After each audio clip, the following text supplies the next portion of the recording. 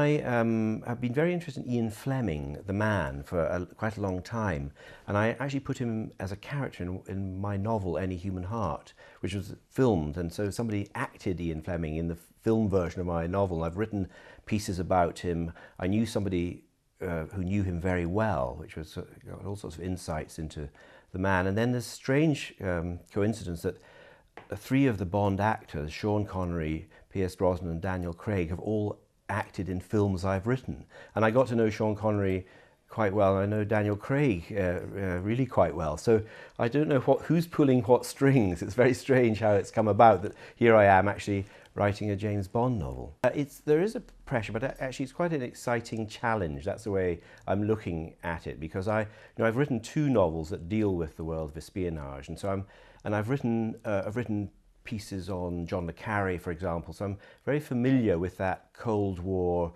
World War II world of Secret Service operations and so on. So I'm not having to research that. I feel quite at home in it. So to suddenly take Bond as a character and put him in this world, a world that I remember, 1969, I was a young lad, but I remember it vividly, is in a way not daunting. You know, I feel sure of myself in the sense that I know what I'm talking about.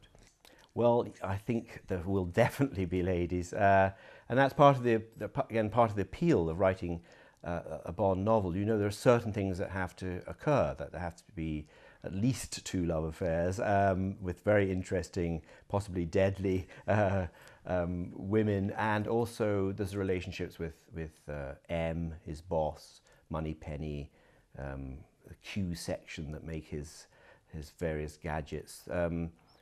You would be a fool not to include these in your novel, because they're what make the world of Bond so beguiling. And so, but you can give them your own spin. You know, and what particular gadget will Q section come up with in my novel? You know, you have to wait and see. You're very free to write your novel. That's what's attractive about it for me.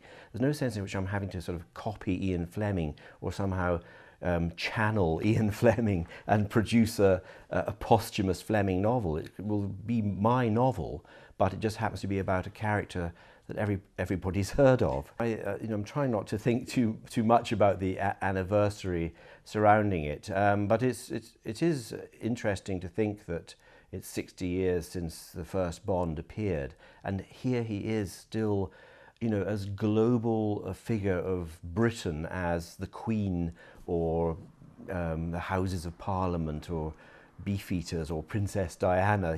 He's somehow up there in that global perception of our country, and I don't think Fleming ever anticipated that, but somehow it's become a huge and synonymous link with this country.